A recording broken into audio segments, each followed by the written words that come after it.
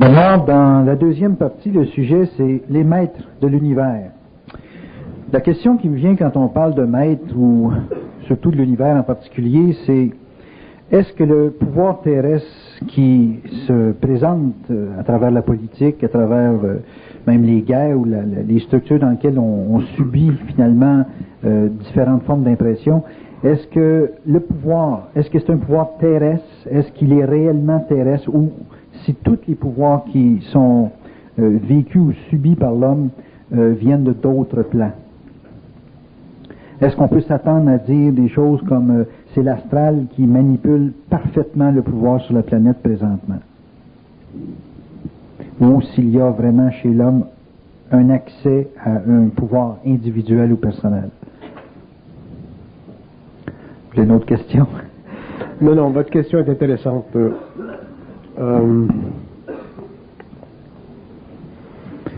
En fait, ce que je veux situer, c'est est-ce que les maîtres de l'univers sont sur un plan matériel, ou s'ils sont matériels dans le sens de politique, d'économique, ces choses-là, ou s'il y a, si on parle de maître de l'univers, en tout cas en ce qui a trait à la planète, en ce qui nous concerne, est-ce que cette maîtrise-là, ce pouvoir-là est donné par les plans à l'homme, ou c'est l'homme qui se donne le pouvoir au niveau de la manipulation des argents, ou des religions, ou de la politique?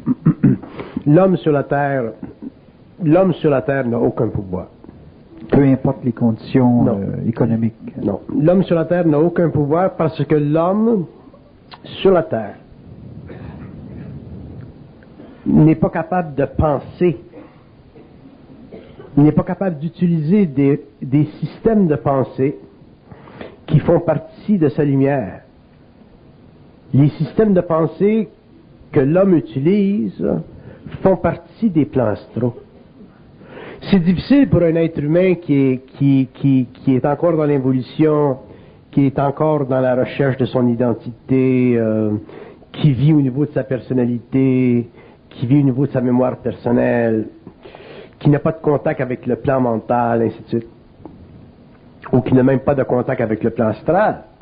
C'est difficile pour un ego inconscient de réaliser jusqu'à quel point sa vie, ses décisions, les événements de sa vie, ses énergies sont manipulées à partir des autres plans.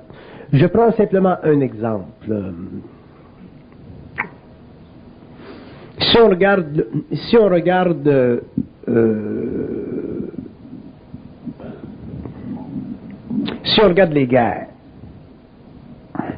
les guerres sont actualisées sur notre planète par rapport à des émotions très profondes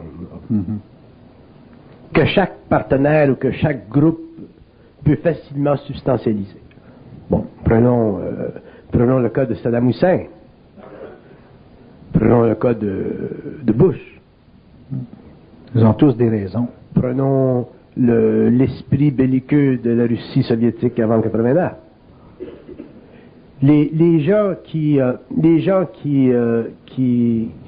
sont au pouvoir, qui ont la capacité de prendre des décisions qui affectent les masses, ces êtres-là, avec les meilleures intentions pour eux-mêmes, par rapport à eux-mêmes ou par rapport à la mémoire de leur groupe national ou nationaux, sont des êtres qui vivent la polarisation des énergies. Sinon, il n'y aurait pas de guerre. Si les hommes vivaient une pensée ou étaient en syntonisation avec des réseaux de pensée, parce que la pensée, c'est un réseau. Oui. Vous avez CKVL, CGMS, vous avez des réseaux, vous avez des longueurs d'onde. Donc, si les hommes avaient une conscience universelle, c'est-à-dire que s'ils pouvaient communiquer mentalement ou recevoir, à partir de ces plans-là, une vibration universelle, la guerre serait impossible. Mais les hommes reçoivent des vibrations qui proviennent de systèmes de pensée qui sont astralisés. Donc, qui font partie de ce qu'on appelle les plans astraux, qui sont techniquement parlant les plans de la mort. Autrement dit, des plans où l'âme est désincarnée ou libre du corps matériel, mais très active, et poursuit une évolution. Mais la science de la psychologie, la science philosophique, la science psychique, la science de l'esprit sur la Terre, elle n'existe pas. Donc, comme elle n'existe pas, nous n'avons pas de référent absolu, objectif, universel, pour investiguer la nature de la pensée humaine, ou pour comprendre les différentes facettes subjectives, astralisées de la pensée humaine. Et chaque être humain, surtout pour les hommes qui sont au pouvoir, chaque être humain a la capacité de jongler avec ces énergies-là, selon son tempérament, sa nature, son caractère, son expérience.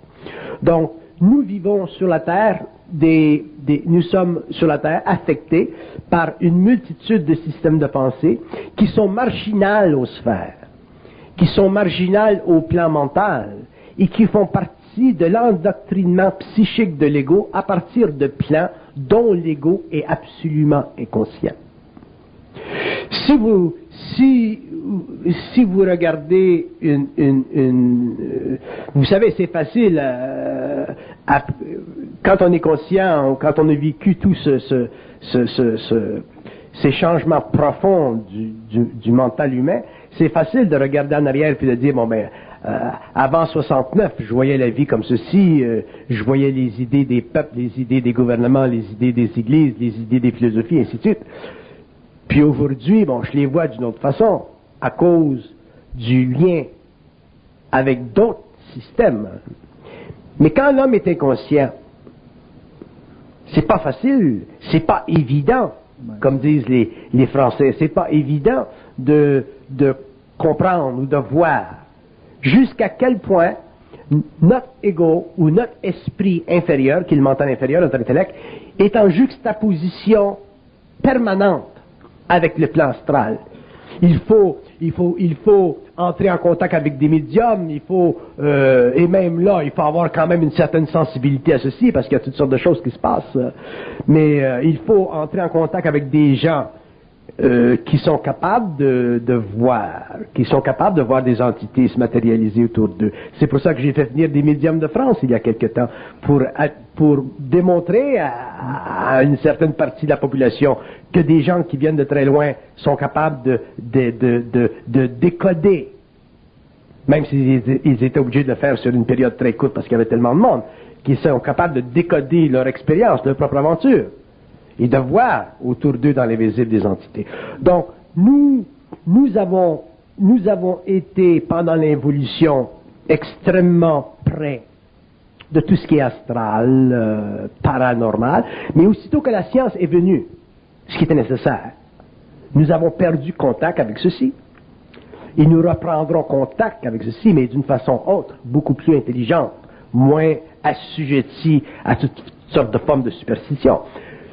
Mais pour l'ego, pour l'homme inconscient qui va à l'école, qui apprend des choses qui viennent des pères, des mémoires, ainsi de suite, ou de l'histoire, c'est très difficile de se déraciner psychiquement de ces conventions et commencer à poursuivre une évolution vers un mental qui est totalement autre. Vous savez qu'un homme qui a une conscience mentale et qui est totalement libre du plan astral ne peut pas penser comme l'humanité, ne peut pas penser dans la direction de la conscience de la race. Donc, ça demande chez cet homme, donc ça demandera chez les hommes en évolution, une totale réorganisation, une nouvelle gestion de leur expérience mentale. Et ça, c'est, comme vous dites vous-même, c'est du stock. Dans ce sens que c'est réellement une révolution psychique. Et donc le passage de l'involution à l'évolution, ce n'est plus la reformulation mystico-spirituo-astrale des notions antiques de l'humanité, même celles qui retournent aux Atlantes ou aux Grecs ou aux Égyptiens. C'est la fragmentation totale de la pensée morte de l'involution pour l'éclosion intégrale du soleil mental de l'homme, c'est-à-dire de la connexion électrique entre ce mental psychique-là de l'homme nouveau et les circuits universels qui font partie des corridors éthériques de la conscience interdimensionnelle. Donc, pour l'être humain, c'est absolument, personnellement, non simplement une transmutation, mais c'est une révolution culturelle individualisée. Vous avez fait mention d'une régence planétaire. L'individu, pendant des siècles, voire des millénaires, a vécu sous la tutelle de maîtres, d'êtres qui finalement dirigeaient leur vie du point de vue matériel ou dans certaines sectes ésotériques par le biais de guides spirituels ou occultes. Est-ce que la régence dont vous parlez qui semble venir ou se présenter dans les temps à venir sera une nouvelle maîtrise pour l'homme de la sixième race, pour l'homme nouveau, ou si l'homme nouveau disposera d'une maîtrise personnelle individualisée qui aura affaire avec cette régence planétaire? Les maîtres de l'univers qui sont des maîtres astraux, les maîtres, autrement dit, universels, les maîtres de l'univers, ce qu'on appelle les maîtres, ou ce que les hindous appellent les maîtres de l'univers, ce sont des entités sur le plan astral, des entités désincarnées qui ne veulent plus revenir dans la forme matérielle, qui demeurent en forme astrale. Ces êtres-là ont un très grand pouvoir dans le monde astral parce que ce sont eux, dans le fond, qui sont responsables de la législation des lois occultes, nocturnes de l'astral, pour les peuples, les mondes, les âmes qui sont dans l'astral et qui, par ricochet, travaillent avec l'homme, pour des raisons souvent de service, comme pour des raisons de possession dans le cas des maladies mentales. En ce qui concerne ces maîtres de l'astral, qui sont les maîtres du monde, leur relation avec l'avenir est totalement incertaine, pour une raison simplement, c'est que l'homme nouveau, l'homme conscient, ne pourra plus participer dans sa conscience mentale à des circuits d'énergie ou de pensée qui sont sous la gestion de ces êtres-là. Parce que l'homme sera obligé de vivre une certaine fusion, c'est-à-dire une certaine connexion avec sa source. Sa source étant quoi? Sa source étant le numéro astronomique, cosmique, de l'intelligence qui lui est personnelle. Chaque être humain possède dans sa vibration mentale, cosmique, universelle, une longueur d'onde qui lui est totalement personnelle. Et cette longueur d'onde fait partie de la relation étroite qui existe entre ce qu'on peut appeler un contrôleur de pensée ou un ajusteur de pensée, ou ce que vous appelez, vous, des esprits de lumière et l'homme.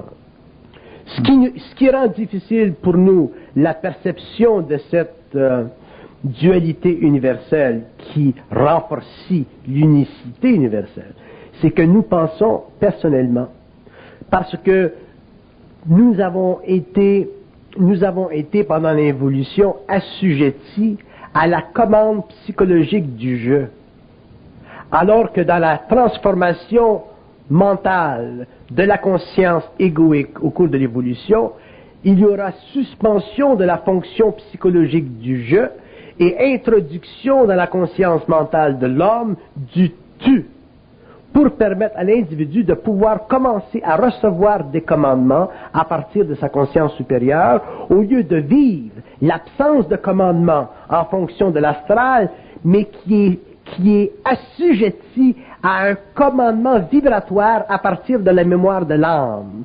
Autrement dit, l'homme nouveau va pouvoir recevoir des commandements, c'est-à-dire être télécommandé ou en télécommunication avec le plan mental, en équilibre parfait avec ce plan-là, et sachant et connaissant ce plan-là, alors que l'homme inconscient, lui, n'est pas commandé.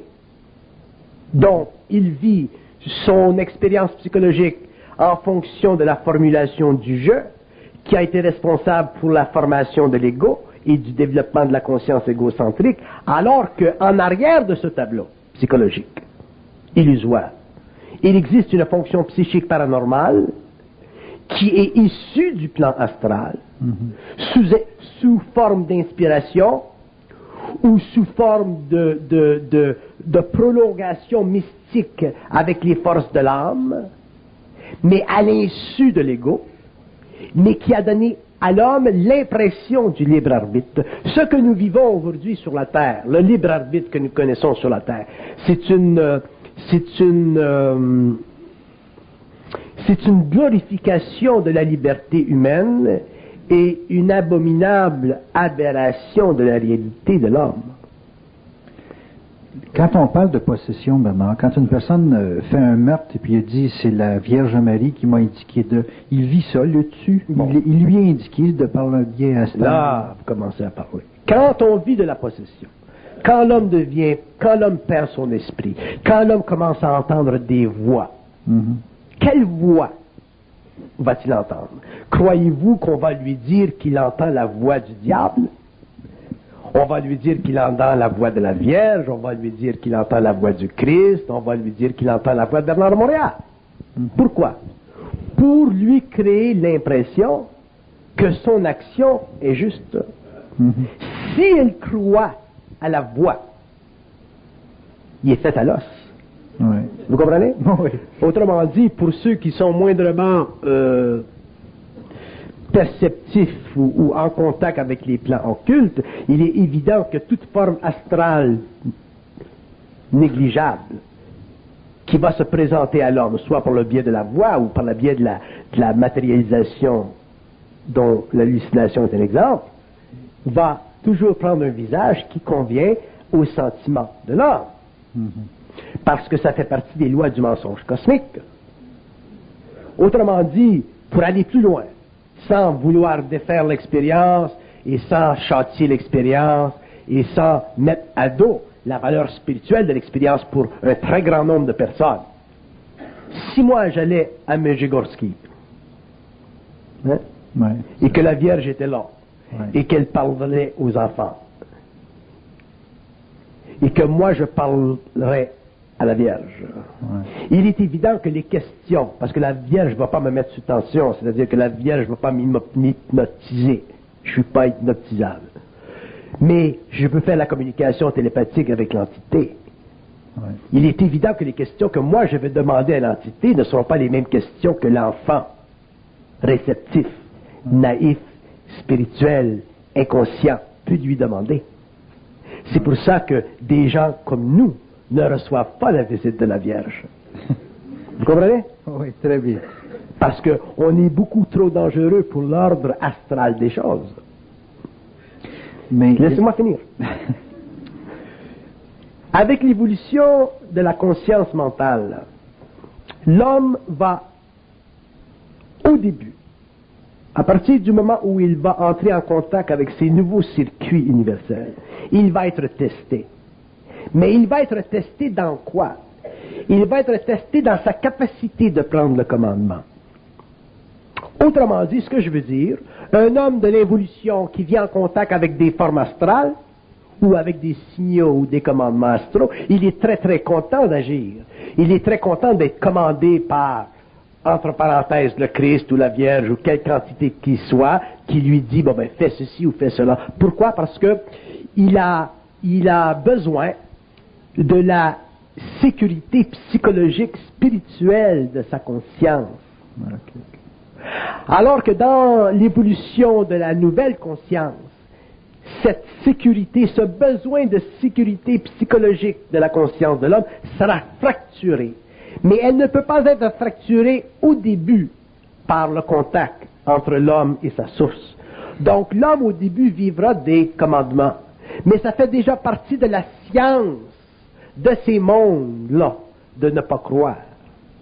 Donc avec le temps, l'homme étant chétif, naïf, petit dans sa conscience, passant de l'involution à l'évolution, passant d'une conscience astrale à une conscience mentale lentement, l'homme ne pourra pas se dévêtir instantanément des habitudes spirituelles et mystiques de sa conscience astrale. Donc il sera testé, et au bout de quelques années, il sera amené à voir et à réaliser qu'il n'a pas d'ordre à prendre de personne, même pas de la source qui fait partie de sa fusion.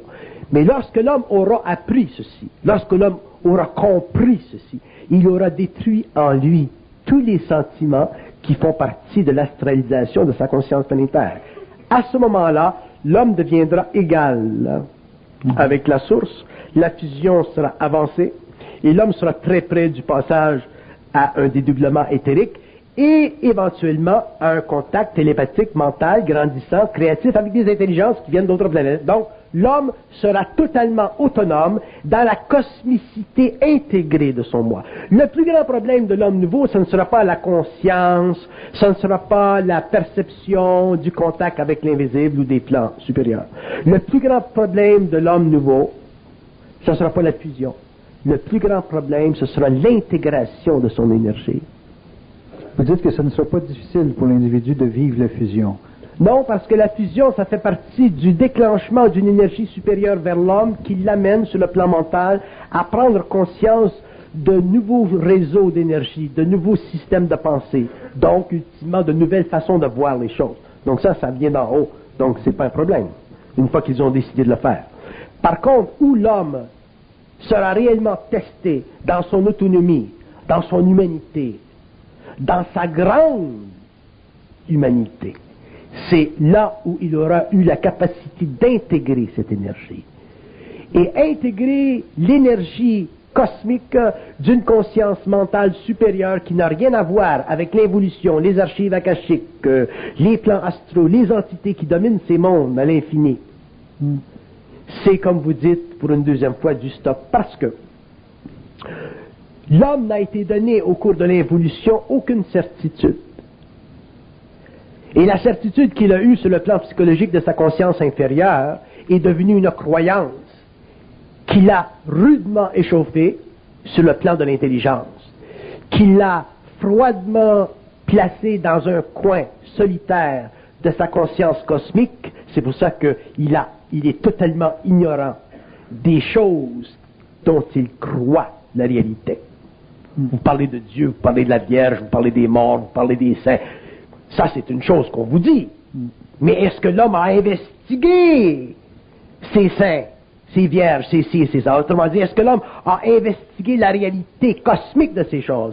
Qu'est-ce que ça veut dire, la Vierge? Qu'est-ce que c'est, la Vierge, lorsqu'elle se présente réellement à des individus, à des bergers dans les champs? Qu'est-ce que c'est, la Vierge?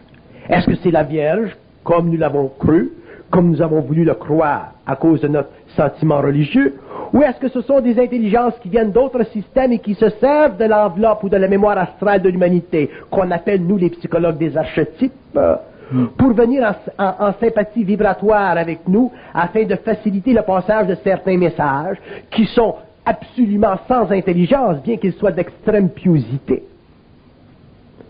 Priez, priez, priez, priez, priez, priez, priez, priez.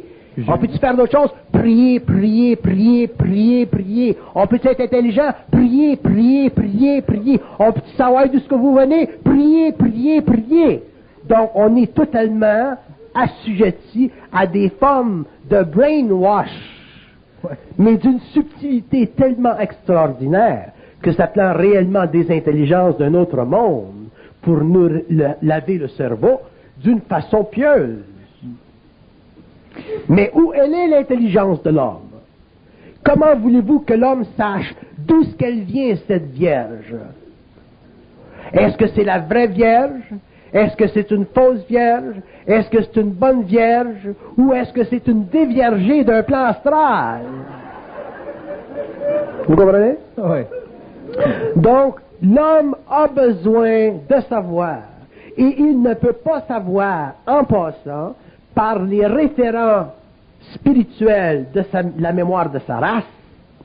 Il ne peut pas passer par les référents astraux de la conscience planétaire de son expérience. Il est obligé, pour savoir, comprendre ce qui se passe à ces niveaux occultes-là, d'être en contact avec des niveaux de pensée, des systèmes de pensée qui sont universels, c'est-à-dire qui ne sont pas reliés à l'évolution, mais qui font partie de la lumière de l'humanité, de la lumière des mondes, de la lumière des intelligences à différents niveaux à travers la galaxie. Donc c'est toute une transmutation de la conscience de l'homme, et c'est un éveil à une conscience qui ne fait pas partie de la mystification de l'être, mais qui fait partie de la cristallisation de ses centres, et qui fait partie de la fusion de son énergie avec des plans d'une très haute nature, dont le centre même l'organisation même, la mission même, est un feu cosmique sur la Terre. Maintenant, souvent, les gens posent la question, c'est quoi la différence entre une fusion et une possession? Là, vous semblez amorcer... Très intéressant. Il n'y a pas de différence entre une fusion et une possession tant que l'homme n'a pas intégré la fusion. Un homme qui est en fusion, qui est en contact avec le plan mental, subit dans les débuts de sa fusion une possession, mais au lieu d'être possédé par le plan astral, il est possédé par le plan mental. Sur le plan technique du mot possession, c'est la même chose. Avec cette seule différence qu'il n'est plus régi à long terme par le plan astral, il est régi par le plan mental. Ce qui veut dire qu'à long terme, il n'est plus assujetti aux lois du mensonge cosmique, il est assujetti aux lois de l'énergie créative qui fait partie de sa personnalité intégrale, éveillée à une conscience moroncielle qui est le fruit de la relation étroite, directe entre ce qu'on appelle l'esprit, l'âme et l'ego. C'est un homme complet.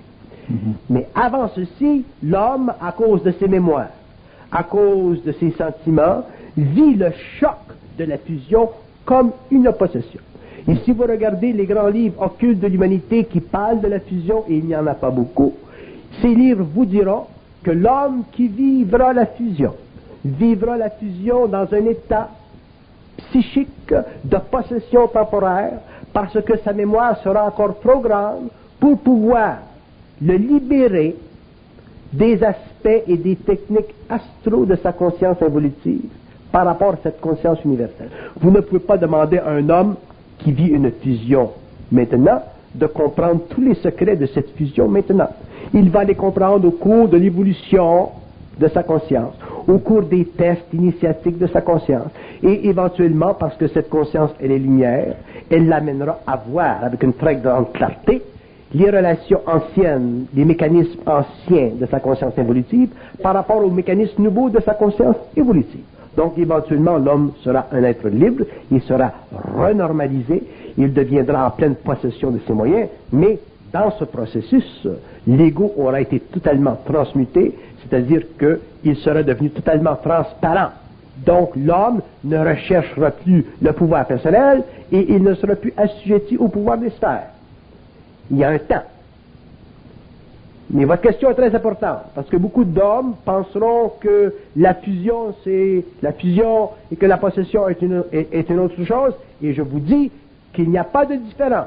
Dans les premiers stages du contact entre l'homme avec le plan mental, il n'y a pas de différence entre la possession qu'il vivait techniquement en relation avec l'astral auparavant et ce qu'il vit maintenant avec le plan mental. La seule différence est dans le non-lieu de l'expérience.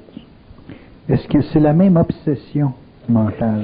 Ce n'est pas la même obsession mentale dans ce sens que l'homme qui vit une fusion déjà est géré par une vibration qui n'appartient plus au monde de la mort. Donc, parce qu'il n'est plus régi par le monde de la mort en état de possession, il n'est plus affligé dans son mémoriel.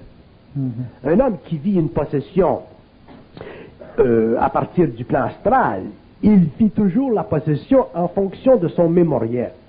C'est son mémoriel qui est utilisé pour le posséder. Alors qu'un homme qui est en fusion ne vit plus la possession par rapport au mémoriel, parce que ce mémoriel est mis en secousse. Il est mis de côté, d'une façon brutale. Mais où il vit la possession, c'est dans le fait qu'il n'est pas capable encore de s'auto-orienter parfaitement par lui-même, parce que ses référents planétaires ont été éliminés de sa conscience pour être remplacés par des référents universels dont il va connaître les aspects, les lois, la nature, au fur et à mesure où il sera de plus en plus imprégné de sa propre instruction. Un homme qui est conscient, un homme qui est fusionné, est imprégné de sa propre instruction. Quand je dis de sa propre instruction, je veux dire qu'il est imprégné d'une science à la mesure de sa conscience pour le besoin de sa science et pour le besoin de la conscience en évolution. Chaque être humain, tous les hommes qui vont connaître un jour la fusion, qui vont entrer basé sur des notions qui n'ont rien à voir avec les sciences astrologiques de l'évolution. Évidemment, les gens qui bénéficieront de cette astrologie ou qui goûteront de cette astrologie en bénéficieront d'une autre façon, dans ce sens qu'ils iront en chercher les aspects occultes à partir du plan vibratoire de la conscience, au lieu d'aller en chercher des aspects plutôt ésotériques ou hermétiques à partir du plan psychologique de la conscience. Donc, il y a des hommes dans le monde qui pourront comprendre votre astrologie, mais il y aura une masse, une très grande masse d'hommes dans le monde qui ne pourront pas comprendre votre astrologie parce qu'elle ne sera pas adaptée à la conscience évolutive expérientielle de l'ego, elle sera adaptée à la conscience évolutive de l'être de plus en plus unifié à sa source et capable de répondre instantanément à une science qui est universelle, c'est-à-dire qui explique d'une façon totalement grandiose la relation entre les planètes, les hommes, les différents royaumes et les différents espaces telluriques qui font partie de ces sciences futures. Donc, pour que l'homme comprenne jusqu'à quel point la fusion est une possession, il faut qu'il la vive.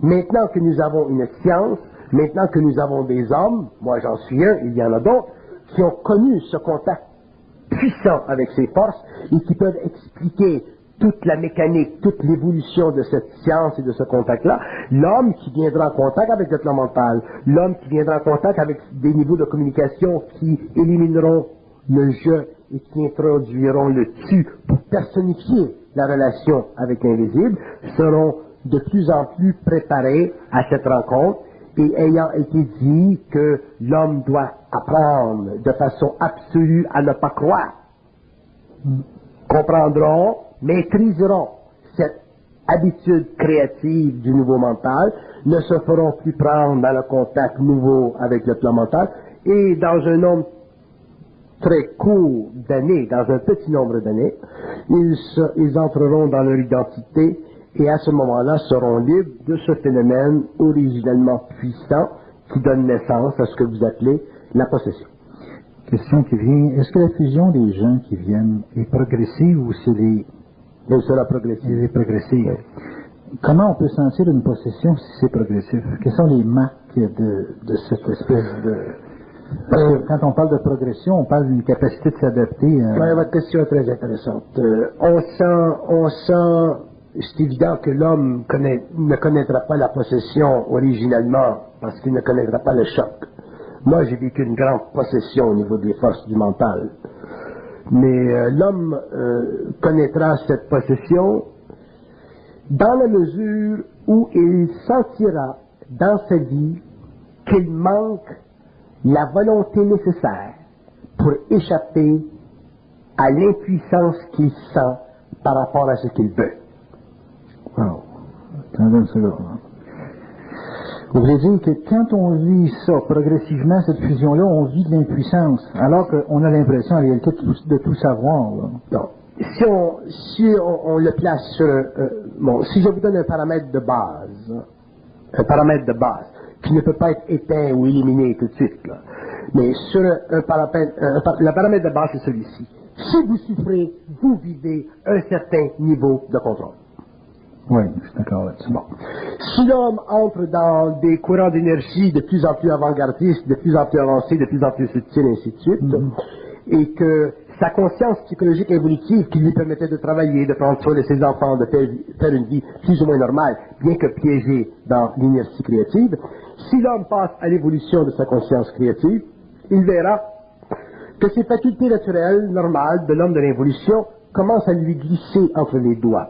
Il perd sa job, il n'est plus intéressé à aller au cinéma comme avant, il n'est plus intéressé à faire l'amour à sa femme comme avant. Il perd ceci, il perd cela, il perd ceci.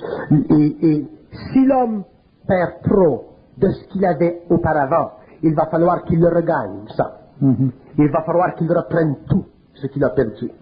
Donc, qu'il perde pendant un certain temps, ça fait partie du choc des cultures. Ça fait partie du choc de la culture humaine contre la culture cosmique. C'est normal. C'est ça la fusion. Là. C'est ça la fusion. Elle est progressive, mais c'est ça. OK. Mais elle est progressive. Sinon, ce serait plutôt dommageable que d'autres choses.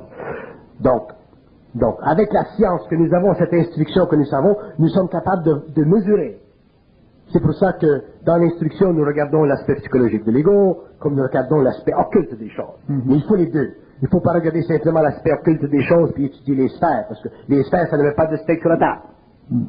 Par contre, regarder l'aspect psychologique de l'ego, c'est important, mais ce n'est pas suffisant. Il faut regarder les autres aspects pour les deux, pour réellement avoir une bonne balance. Et si l'homme se conscientise et commence à perdre, une journée vous étiez grand directeur d'entreprise, tout d'un coup vous êtes rendu laveur de vaisselle, vous êtes rendu coureur de rue, il y a quelque chose qui ne tourne pas rond. Vous ne pouvez pas, pour le moment, revenir à l'entreprise parce que vous avez été trop défait dans l'organisation psychologique de votre ego. Mais un jour, vous devez revenir. L'homme doit revenir où il était, mais aller plus loin. Donc, l'homme redeviendra directeur d'entreprise, mais réellement conscient, créatif. L'homme redeviendra ceci, mais conscient, créatif, et ainsi de suite. Mais il perdra quelque chose en attendant, et c'est normal. Vous ne pouvez pas vivre un choc culturel de cet ordre et maintenir le statu quo antérieur de votre conscience évolutive.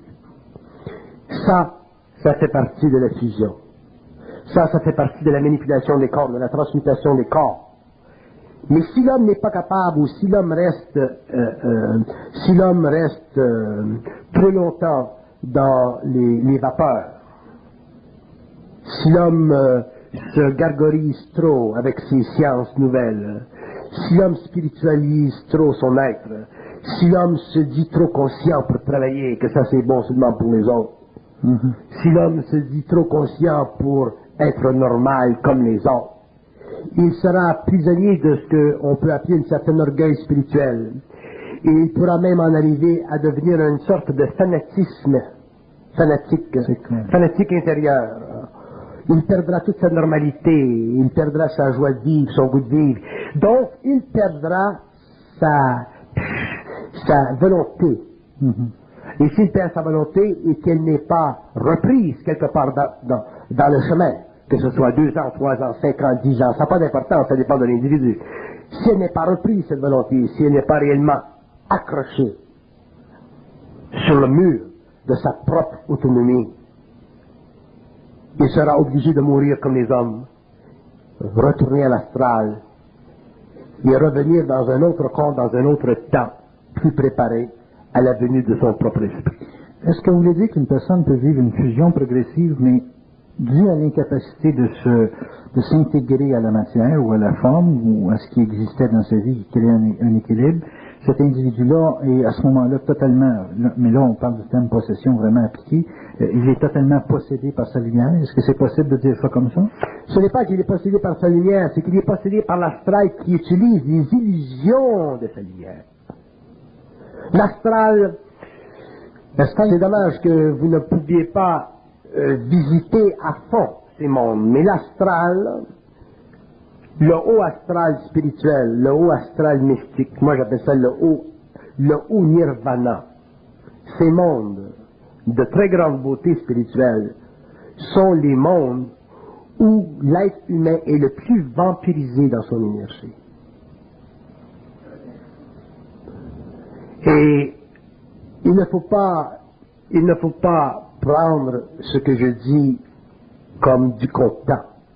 Il ne faut surtout pas me croire.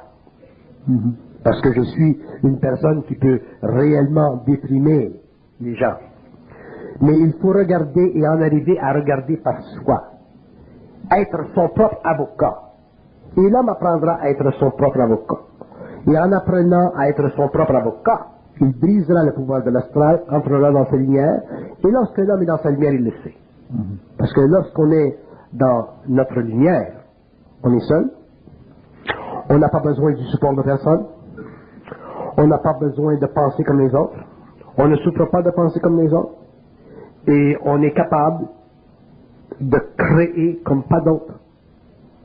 Donc, on est capable de jeter ou d'amener vers soi-même d'abord beaucoup de cette énergie et de l'utiliser d'une façon créative dans quelques domaines où nous sommes. Donc, nous avons une parfaite identité, nous sommes parfaitement bien dans notre peau. Pour apporter un autre paramètre à ce que vous disiez tout à l'heure, je dirais que si les gens se conscientisent, et les gens se conscientisent, les gens se conscientiseront dans le monde. Ce qui est important pour eux, c'est de ne pas trop s'occuper d'évoluer. Parce qu'une personne qui s'occupe trop ou se préoccupe trop d'évoluer, sans s'en rendre compte, elle astralise sa conscience. Vous avez des enfants, vous vous occupez de vos enfants. Si vous devez évoluer, vous allez évoluer anyway. Vous jouez au hockey, vous allez jouer au hockey. Aujourd'hui, vous aimez ça aller à la chasse et tirer, ça vous relaxe, vous avez le corps subtil pour le prendre, tant mieux. Demain, vous aurez plus le corps subtil pour aller à la chasse. Donc, vous mettrez votre canon de côté. Mais ne faites-vous pas dire par quelqu'un, tu ne devrais pas aller à la chasse. Vous avez des corps pour aller à la chasse. Vous avez des corps pour aller au forum et voir 200 et écouter une jeu de hockey avec 50 000 personnes. Un jour, vous ne les aurez plus. Ouais, je comprends. Autrement dit, l'homme doit respecter le niveau où il est.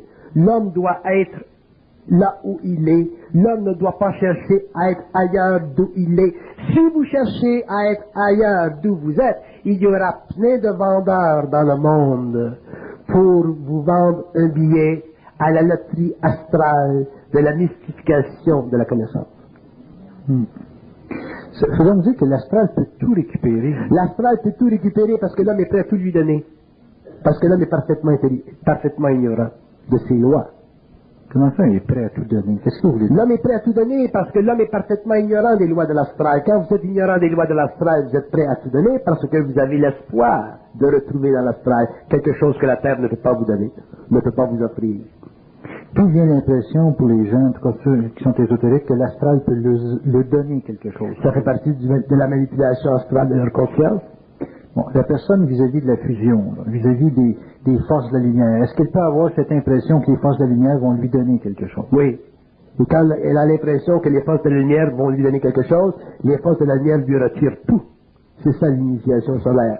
Donc elle est faite à l'os jusqu'à temps qu'elle commence à comprendre que les forces de la lumière ne font pas de cadeaux pour rien, que la lumière n'est pas une agence de dispensation, ce n'est pas du bien-être social cosmique, c'est réellement la rencontre entre l'homme planétaire et l'homme cosmique.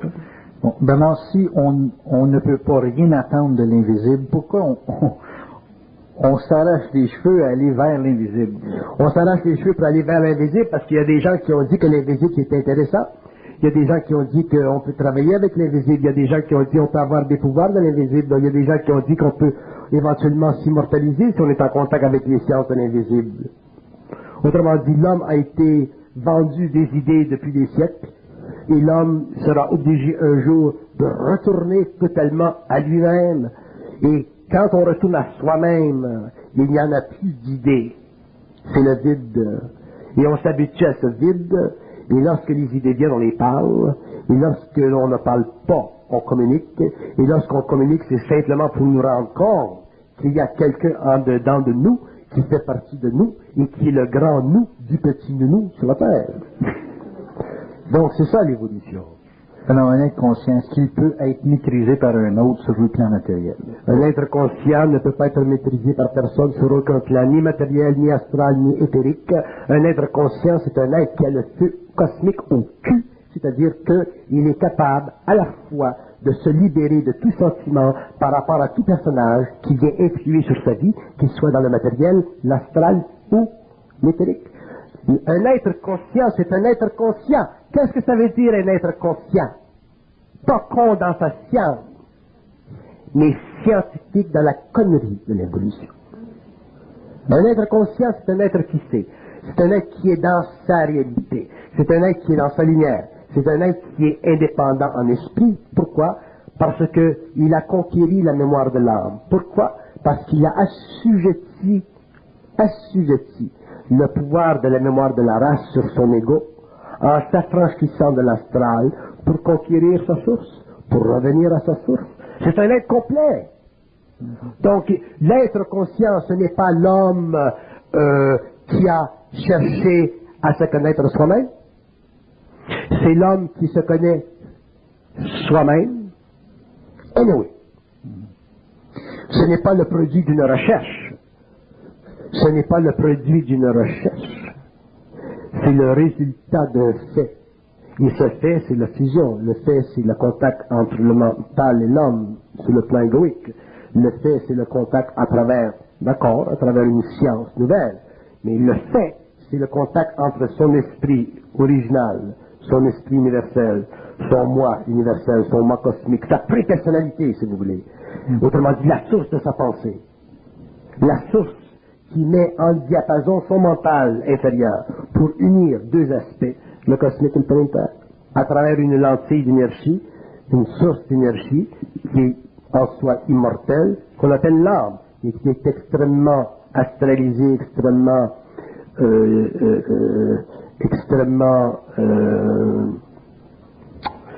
contaminée par des égrégores astraux qui font partie de la mémoire de l'extérieur.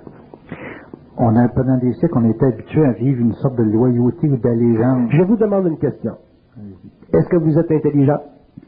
Ça me dit que oui. Ah, ça me dit que oui.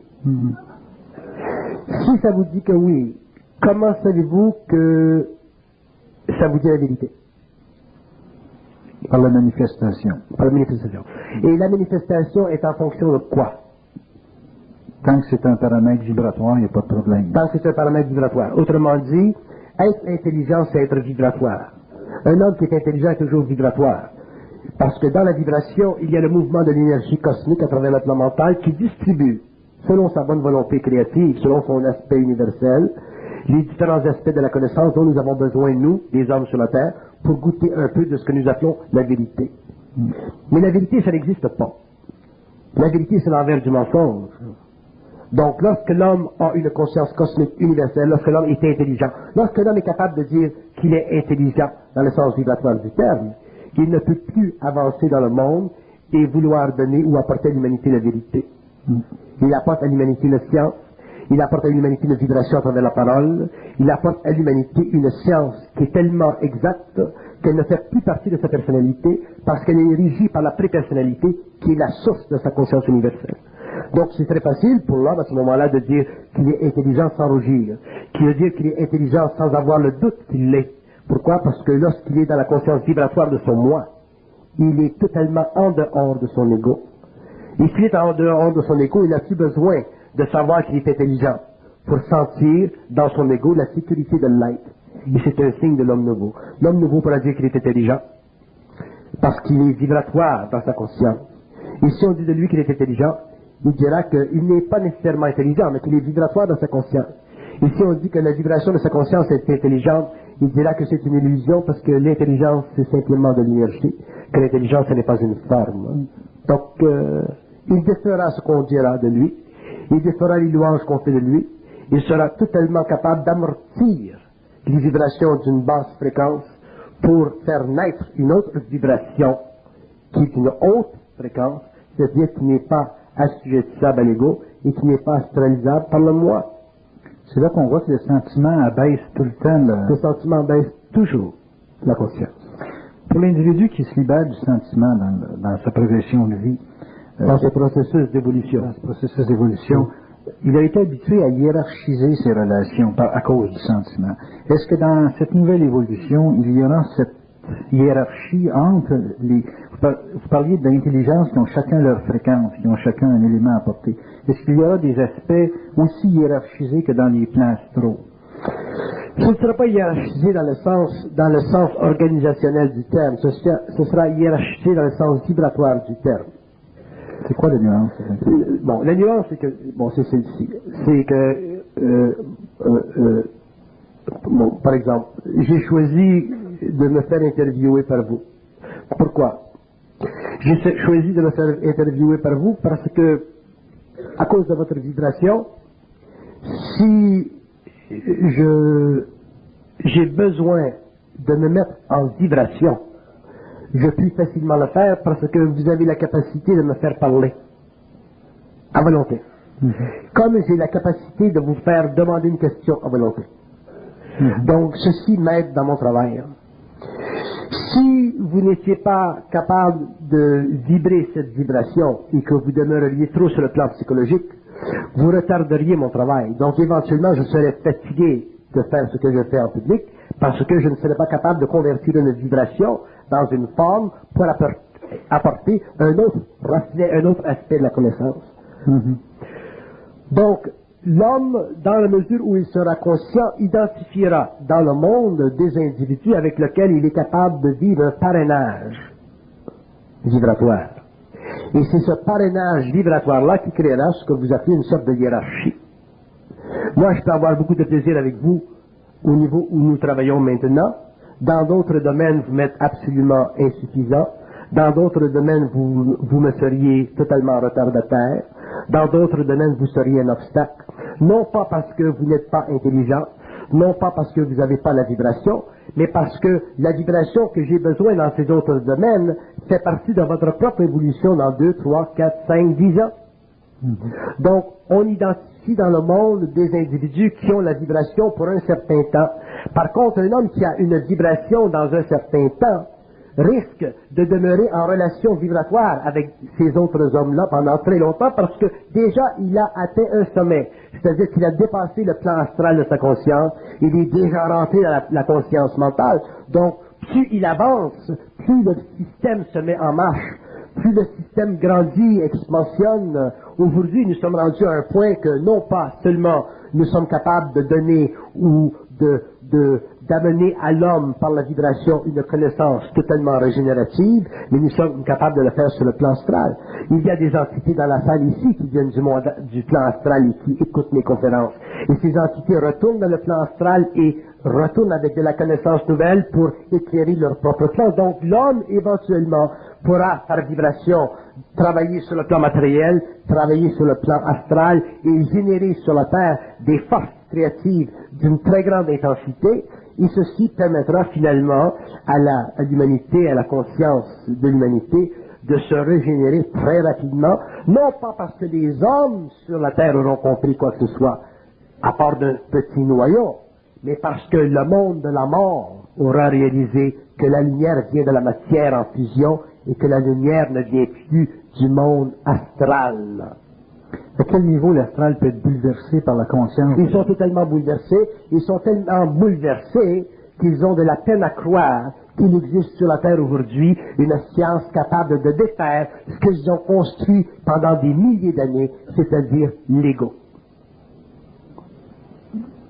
Ils ont construit l'ego. Ils ont construit l'ego. Ce sont les forces astrales qui ont construit l'ego. Ce sont les forces astrales qui ont créé les reflets égoïques de la conscience personnelle de l'homme. Ce sont les forces astrales qui ont créé la personnalité. Vous savez, quand vous êtes, admettons que vous seriez psychologue, par exemple, ou psychiatre, et que vous auriez dans votre étude une personne qui souffre de jalousie, et que vous étiez réellement un psychologue, réellement capable de travailler et de mettre cette personne qui souffre de jalousie en contact avec une entité astrale, vous verriez que la raison pour laquelle la personne est jalouse ici sur le plan matériel, c'est parce qu'elle est en contact avec une entité qui n'est pas contente qu'elle soit bien avec son mari. Donc, qui est responsable de la personnalité de cette personne sur la Terre? C'est l'astral? L'astral, oui. Est-ce que c'est le cas pour tous les problèmes de l'individu? C'est le cas pour tous les problèmes de tous les hommes, dans toutes les races, sur toute la Terre, dans tous les mondes. Donc, un individu qui fait une prise de conscience, il commence à briser avec ceci, et c'est pour ça que l'astral n'est pas content. Ça oblige quoi dans l'astral? Les entités sont obligées de faire quoi avec ça? Ça les oblige à réétudier. Ça les oblige à réétudier les nouvelles sciences qui viennent sur la Terre à travers la fusion. Ça les oblige de prendre conscience des lois de la conscience supramentale. Ça les oblige de prendre conscience des lois du mental supérieur. Ça les oblige de commencer à graviter vers des systèmes de communication plus perfectionnés parce que maintenant, les mondes sont en train de s'élever sur les plans pour venir en contact avec d'autres intelligences qui viennent d'autres mondes pour les instruire dans les lois de la communication universelle. C'est la première fois depuis l'évolution que les morts commencent à apprendre à partir de l'homme. Apprendre à partir de l'homme? Oui. Vous voulez dire que pendant des siècles, ils ont appris à l'homme? Ils ont appris par l'homme en déformant la réalité. Et maintenant, ils commencent à apprendre à partir de l'homme en étant obligés de ravaler ce qu'ils ont enseigné. Et vous verrez au cours de l'évolution, vous savez, ce fameux maître hindou, Rachnesh, quand il est retourné aux Indes après son expérience fatale aux États-Unis, une des premières choses qu'il a dit quand il est entré dans son ashram, et ça j'ai beaucoup apprécié qu'il dise ceci en public parce que ça demandait quand même une certaine honnêteté psychologique. Il a dit, je croyais que le nirvana était la fin, et je réalise que le nirvana, c'est le début de tout. Il faut recommencer à zéro.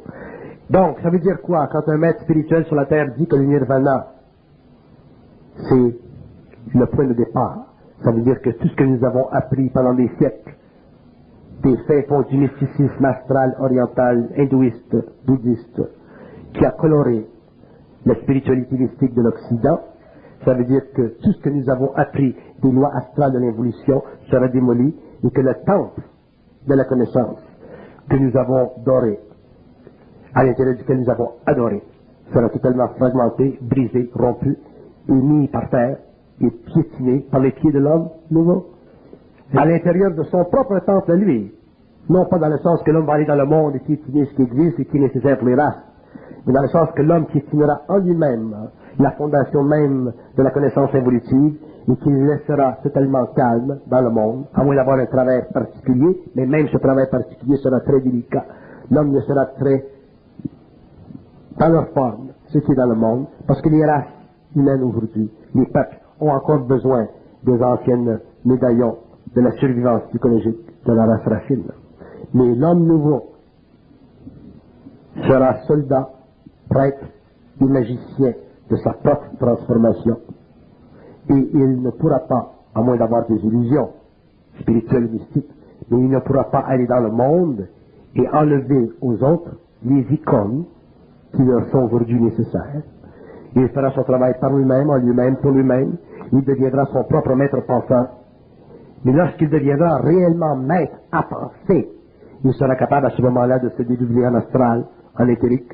Il aura composé à volonté sur le plan matériel ses énergies et se libérer complètement du karma qui lui est personnel et qui est relié au karma de la race. Donc il ne sera plus assiégé par les guerres, il ne sera plus assiégé par les maladies, il ne sera plus assiégé par les pestes, il ne sera plus assiégé par les conditions instables de l'économie, de la politique mondiale. Il sera réellement un être libre et il pourra commencer à converser avec des intelligences qui viennent d'ailleurs et qui sont beaucoup plus créatives que les morts le furent pendant l'évolution. Alors, dernière question. Un bonhomme comme Rajnev, qui à un moment donné dans sa vie, d'un revers de la main, semble effacer toute une construction de vie. Est-ce que cet individu-là, qui a été un maître pour bien des gens, est-ce que cet individu-là est en contact avec une certaine fusion au moment même où il semble éliminer la mémoire qu'il a chérie pendant des années? Non, Rajnev, c'est un maître spirituel. C'est un maître spirituel qui a réalisé la valeur limitative de son expérience américaine, qui a réalisé les illusions de son expérience mystique aux États-Unis. Et ce n'est pas un mauvais bonhomme, mais ce n'est pas un être qui vaut la peine d'être réellement rencontré. Merci beaucoup, Madame Royer.